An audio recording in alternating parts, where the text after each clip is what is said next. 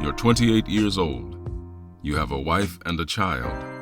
Life has taken a few weird turns already, but you're used to the weirdness and do your best to ride it out.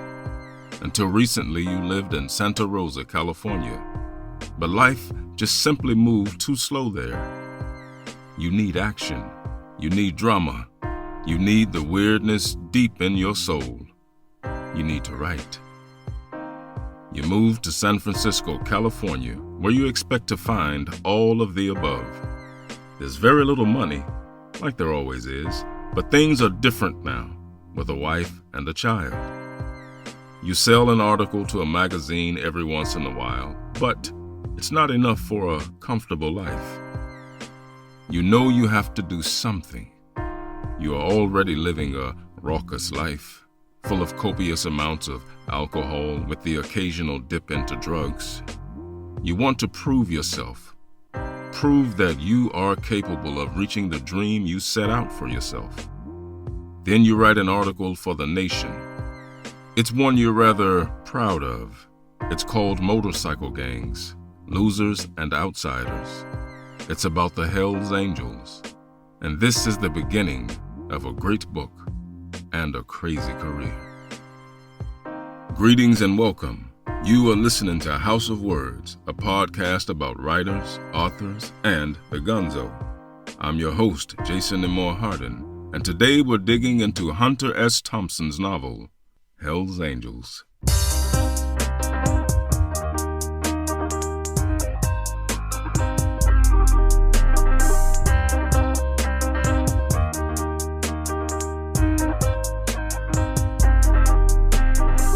In Hells Angels, the strange and terrible saga of the outlaw motorcycle gangs, Hunter S. Thompson chronicles a 2-year period of the Hells Angels, focusing on the San Francisco and Oakland chapters.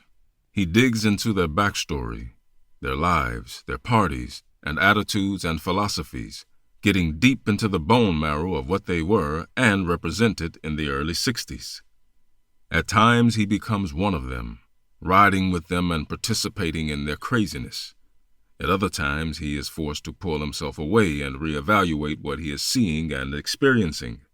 Finally, things spin out of control, but still, Hunter Thompson manages to chronicle it all into a nonfiction novel that at times reads like a fictional one. Though not his first venture into gonzo journalism, this book shows the increasing of the blurring lines between reality and fiction, and how easily it is to color outside the lines. Quote, "The greatest mania of all is passion, and I am a natural slave to passion.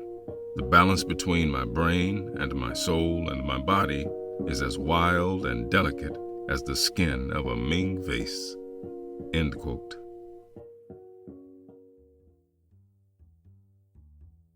Hunter Stockton Thompson was born on July 18, 1937 in Louisville, Kentucky.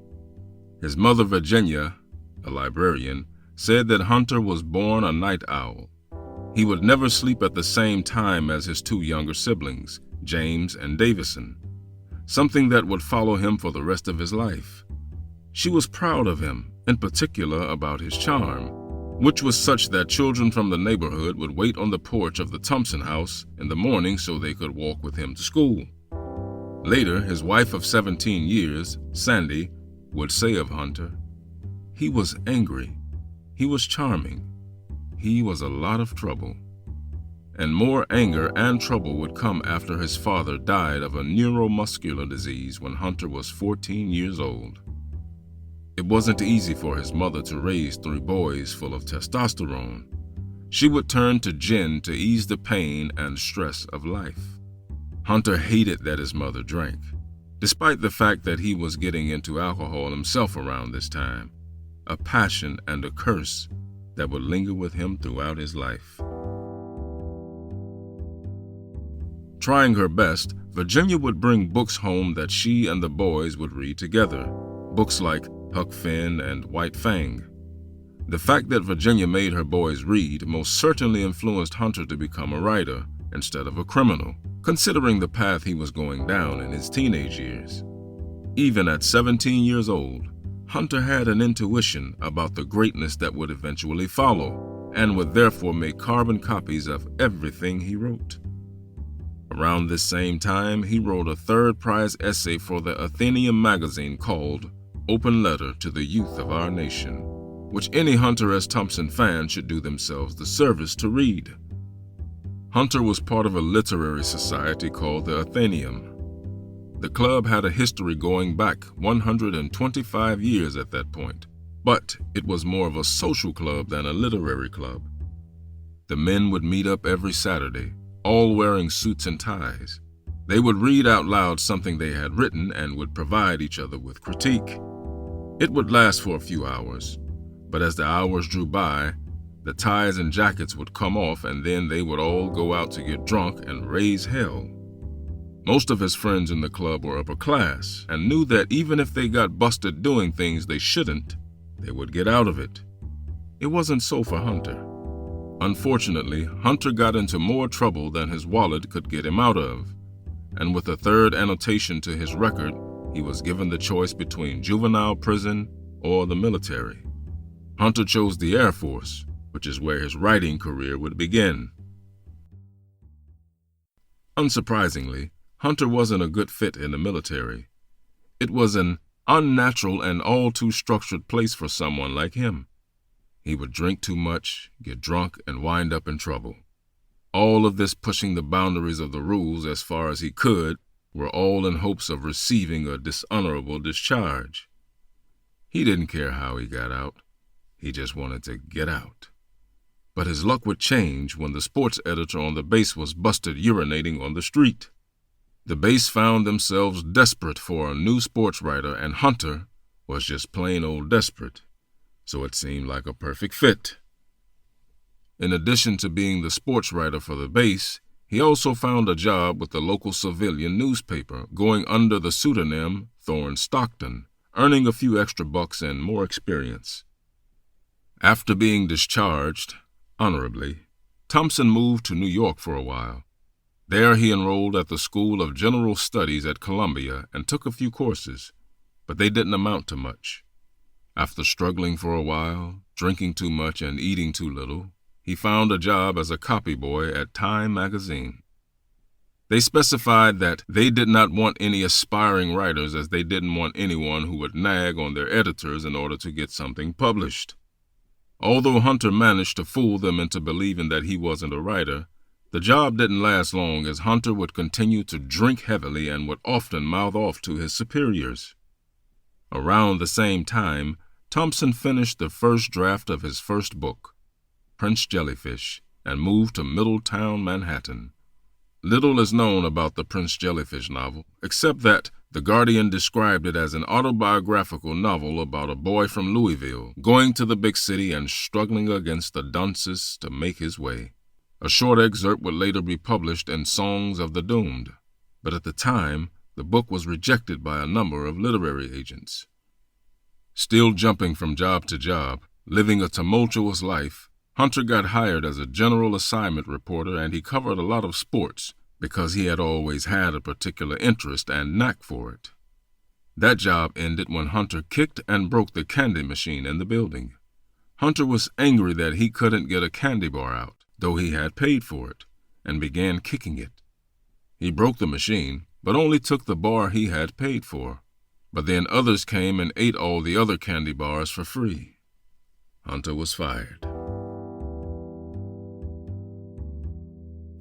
Being a restless soul and tired of the States, Hunter sent an application to the San Juan Star in Puerto Rico in an attempt to get out of the country. The magazine accepted him, and 7 days after, Sandy and Hunter became a pair. He left for Puerto Rico. After writing numerous articles for various magazines and papers, Hunter wrote his second novel, The Rum Diary, in the early 1960s while in Puerto Rico. He considered the novel in the same vein as Hemingway's The Sun Also Rises, only set in Puerto Rico. The book wouldn't be published before 1998, making Hell's Angels Hunter S. Thompson's official debut novel.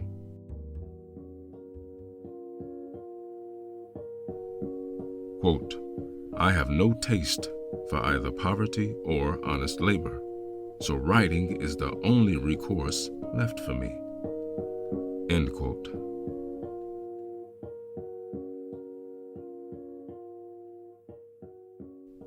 It was 1965. Hunter S. Thompson was living in a typical San Francisco apartment with his wife Sandy and their baby boy, Juan Fitzgerald Thompson.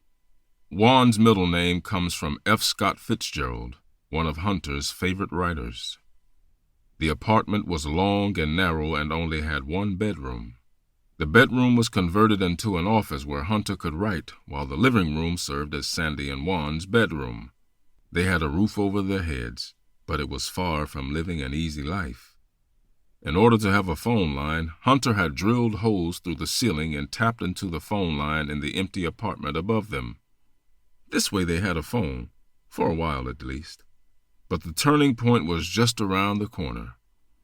After the article concerning the Hells Angels in the National was published, Ian Ballantine reached out to Hunter and offered him a book contract based on it. Hunter would follow the Hells Angels and chronicle their lives and his experiences with them. He would write from within the story, essentially being a part of the story, and Ian Ballantine would become Hunter's editor. Thompson wasn't too happy with the amount he was offered, but accepted it nonetheless. It was $6,000 that he desperately needed, and the way he saw it, at least he had some money now.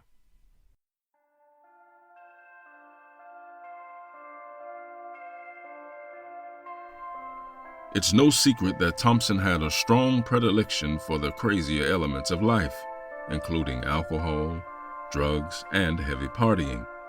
This, of course, did not mix well with a 2-year-old, and Thompson therefore pulled away from domestic life and fully delved into the book. Once, when Sandy complained about him not being present enough, he told her that Juan was her novel, implying that he had his baby, which he had to work on. With money and the subject of his research came a shift in his daily routine. Most of Juan's waking hours, Thompson would spend sleeping after partying all night at numerous bars or being out of town. It was around this time that Hunter tried acid for the first time, which would not be a good experience for Sandy nor his son. Hunter had befriended the members of Jefferson Airplane, and they all wound up in the small San Francisco apartment one evening. They dropped acid, but the band left, and Sandy and then 1-year-old Juan were suddenly alone with Hunter, who had a head full of acid. Hunter told Sandy that he wanted his gun and for her to fetch it, but she instead hid it and told him that she would not give him the weapon. Hunter became angry and told her that if she did not do as he requested, he would throw his boot through the big plate glass window of the apartment. Sandy was understandably worried about what Hunter would do if he had his gun, and therefore she refused to get it. Hunter held up his part of the threat, and with a loud explosion, the window shattered when Hunter's boot flew through it. Sandy, terrified and angry with a crying infant in the room, scratched Hunter across the face, drawing blood. This seemed to jolt him out of his trance. He left the apartment and drove his motorcycle to a friend's house in Sonoma. Sandy rang the friend a couple of hours later to ask him if Hunter was there, and was told that he was acting in a way he'd never seen Hunter act before. He was sitting around the dinner table coloring with the couple's daughters. Even though his life was becoming more and more unruly, the book was coming together. The research was going well. He was getting a lot of material and was finally living the life he wanted to live. Hunter identified with the Hells Angels to a certain extent. They were outcasts and somewhat victims of society, which he felt he was as well. Similar to other writers at the time, like Ken Kesey, he saw the Angels as a kind of emblem of honor and rebellion, which made him want to dig even further into their lives and lifestyle, which in turn made the book more captivating. Hunter befriended some of the Angels, and they would visit him at his apartment. They would bring their girlfriends or wives, which they referred to as their mamas, but would be respectful and would even keep the noise levels down for baby Juan. In this period, Thompson met fellow writer Ken Kesey at a radio show. They got to talking, and Kesey asked if Hunter couldn't arrange it so he and his friends could meet the angels. At the time, Ken Kesey was working on his novel, One Flew Over the Cuckoo's Nest, and had, through adventures we will most likely explore further on another episode of the show, stolen a large batch of acid. Hunter arranged a meeting, which would later become the infamous acid party that Hunter would write about in the book. But the short and ugly of it is that the angels drank heavily and then began going hard into the acid. They got more and more drunk, more and more detached from reality, and more violent, something that culminated in a horrible gang rape of a young woman. Hunter recorded much of the party on his portable handheld recorder to facilitate the research process, and one of the recordings would include the rape. This experience seriously disturbed Hunter, who felt guilty and partially responsible for what had occurred, as he had been the one to bring the angels to the party. Later, Thompson would lend these tapes to writer Tom Wolfe, who would recreate the incident vividly in his nonfiction book about Ken Kesey, The Electric Kool-Aid Acid Test.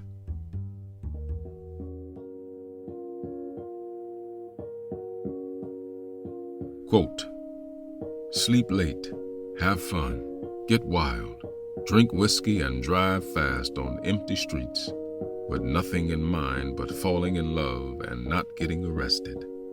End quote.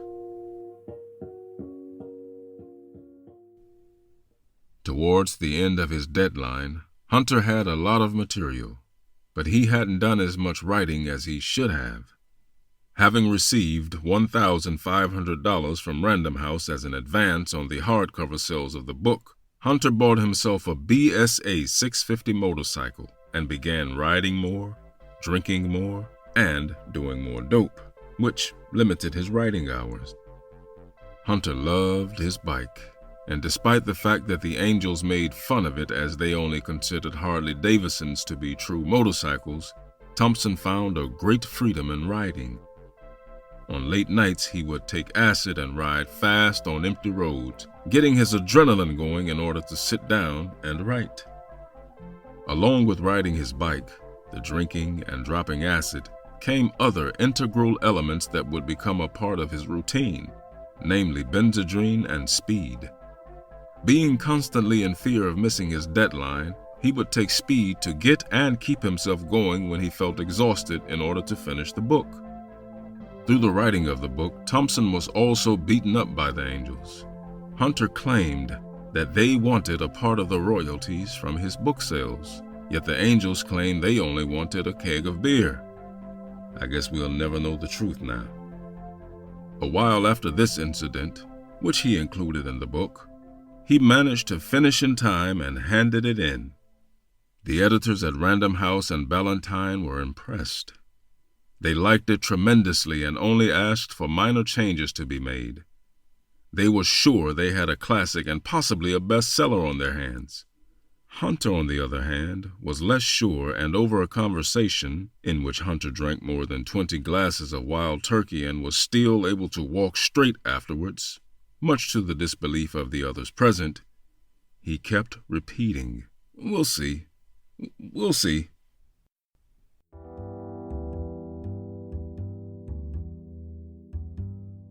The editors were right.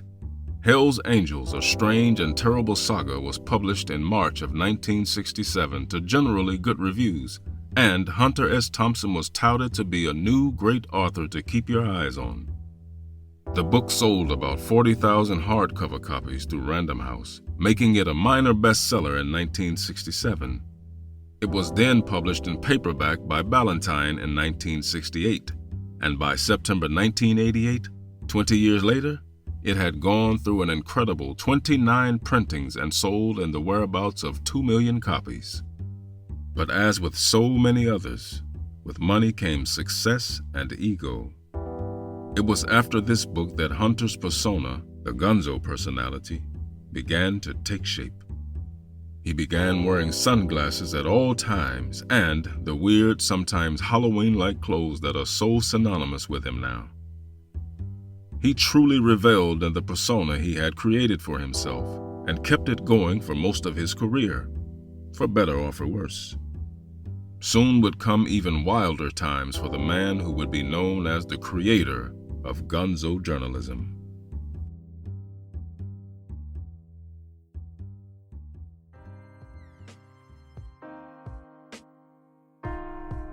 Let me leave you with a final quote from Hunter S. Thompson. "Life has become immeasurably better since I have been forced to stop taking it seriously." Thank you for listening. I hope you enjoyed this episode and will spread the word about the podcast. Once again, I have been your host, Jason Nemore Hardin, and I, along with the creators of this show, ask that you please consider helping us make this show easier to produce and more frequent by contributing on our Patreon page.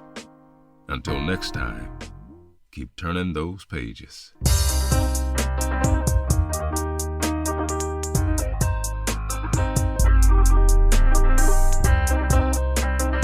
House of Words is written and produced by Cristo M. Sanchez, narrated and edited by me, Jason Nemore Hardin, and music by Creature 9 and Wood. All rights and ownership belong to Cristo M. Sanchez and Jason Nemore Hardin.